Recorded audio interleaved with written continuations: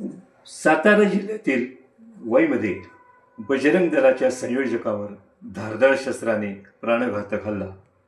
सातारा जिल्ह्यात खळबळ.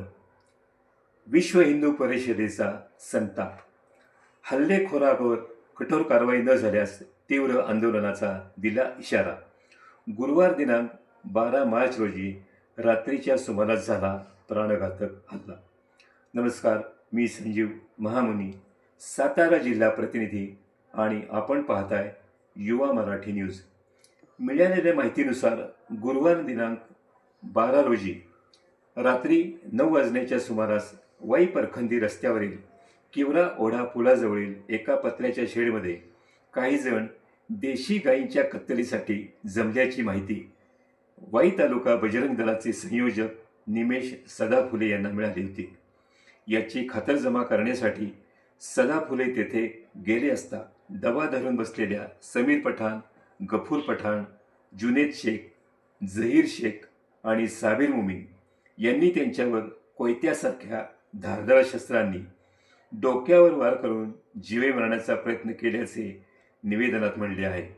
सदर घटनेत गंभीर जखमी झालेले निमेश सदाफुले अतिदक्षता विभागात उपचार घेत असताना शुद्धीवर नसताना पोलिसांनी घेतलेल्या जबाबात बजरंग दलाने संशय व्यक्त केला आहे. जबाबात फेरफार केल्याचा खळबळजनक आरोप संघटनेने केला आहे. तसेच तक्रारीनंतर हल्लेखोरांकडे असलेली धारदार हत्यारे जप्त केली का, आरोपींना अटक करून न्यायालयात हजर केले का, असे प्रश्न उपस्थित करत पोलिसांनी तपासात पारदर्शकता ठेवण्याची मागणी केली आहे. पोलीस प्रशासनाने कोणत्याही राजकीय दबावाला बळी न पडता सखोल चौकशी व तपास करून दोषींवर कठोर कारवाई करावी. हा हल्ला लोकशाहीला काळिमा फासणार आहे. अशा समाजकंटकांना जरब बसावी आणि पीडित व्यक्तीला योग्य न्याय मिळावा, अशा प्रकारची कारवाई पोलिसांकडून होणे अपेक्षित आहे. अन्यथा भविष्यात असा हल्ला होण्याची शक्यता नाकारता येत नाही, अशी भीती पश्चिम महाराष्ट्र व बजरंग दलाचे संयोजक नितीन महाजन यांनी व्यक्त केली. विश्व हिंदू परिषदेने पोलीस उपअधीक्षक वाई यांना दिलेल्या निवेदनात आरोपीवर खुनाचा प्रयत्न कलम 307, धोकादायक शस्त्राने गंभीर दुखापत कलम 326, 324, बेकायदेशीर जमाव दंगल कलम 143, 147, 149 तसेच कट रचने कलम 120B या कलमानुसार कठोर कारवाई करण्याची मागणी केली आहे. जय श्रीराम.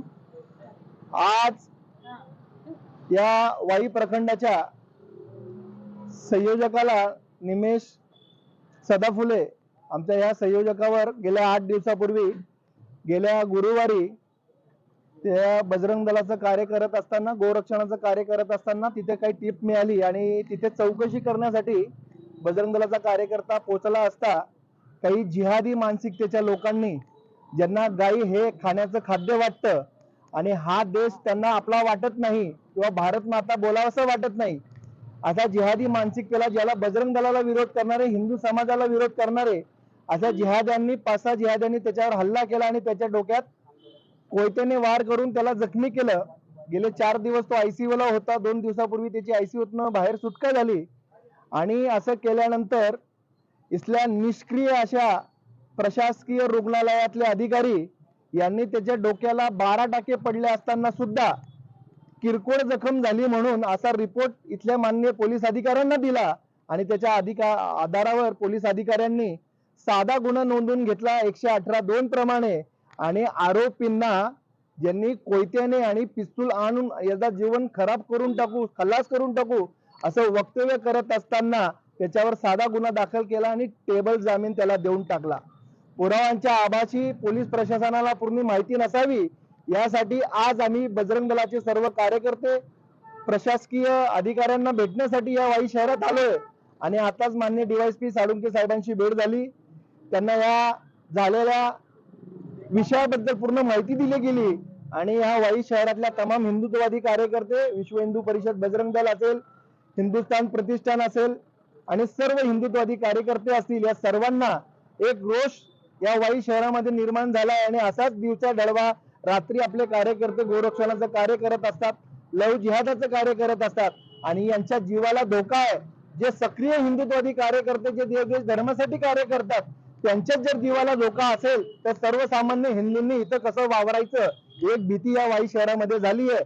पोलीस डीवायएसपी साहेबांनी अस्वस्थ केलं की यापुढे असं कुठलं होणार नाही आणि याच्या पुढे कुठला हिंदुत्ववादी कार्यकर्ता मार खाणार नाही आणि मार खाणार नाही किंवा असं कुठलंही कृत्य या जिहाद्यांकडनं वाई शहरामध्ये होणार नाही असं आश्वासन आता डीवायएसपी साहेबांनी दिलंय. आणि माझं या माध्यमातून इथल्या वाई शहरातल्या प्रत्येक हिंदुत्ववादी कार्यकर्ता असेल, नागरिकांना असेल तर आपला कुठला तरी भाऊ जो आपल्या समाजात राहतो, आपल्या परिवारात राहतो, आपल्यासाठी कार्य करतो, जर त्याच्यावर अशी कुठली वेळ येत असेल तर आपण हिंदू समाज म्हणून जागृत राहावं आणि याच्या पुढे पोलिसांनी जर ही दखल घेतली आहे त्याला पुरवणी जोडून पुन्हा त्याच्यावर कुठला गुन्हा दाखल करता येईल आणि आरोपींना अटक करता येईल.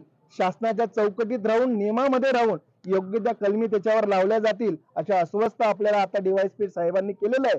याच्यानंतर मी इथल्या ज्या निष्क्रिय अशा प्रशासकीय रुग्णालयाचे जे अधिकारी आहेत ज्यांनी त्यांचं नाव घ्यावं असं वाटत नाही कारण की ते आमच्या राजघराण्याशी नाव जुळून आहे, त्या माणसाने छत्रपती शिवाजी महाराजांचं पाईक असल्याचं तरी नावाला टिकून राहावं, धर्माला टिकून राहावं, कुठल्या तरी थोडाफार आमिषापोटी या कार्यकर्त्याच्या डोक्यात 12 टाके कोयत्याने मार पडला असून साधा जखम झालीये, खोलवर जखम झालेली नाहीये, त्याच्यावर गुन्हा दाखल होणार नाही असा साधा रिपोर्ट करून पाठवला. अशा अधिकाऱ्यांचा आम्ही विश्व हिंदू परिषद बजरंग दल निषेध करतो आणि याच्या पुढे त्या प्रशासकीय कार्यालयात किंवा त्या रुग्णालयातनं आपला जखमी झालेला कार्यकर्ता जाऊन जिवंत परत येईल का नाही ही शाश्वती राहिलेली नाहीये. तर इथल्या वाई शहरातल्या प्रत्येक माणसाने त्या अधिकाऱ्यांवर अविश्वास दाखवावा आणि त्यांचं निलंबन करावं. असे जर आमचे साधे सोपे रोग बरी करणारी लोक मोठे मोठे गुन्ह्यांमध्ये जर त्यांना गुन्हेगारांना सहकार्य करत असतील तर अशा अधिकाऱ्यांचा आम्ही निषेध करतो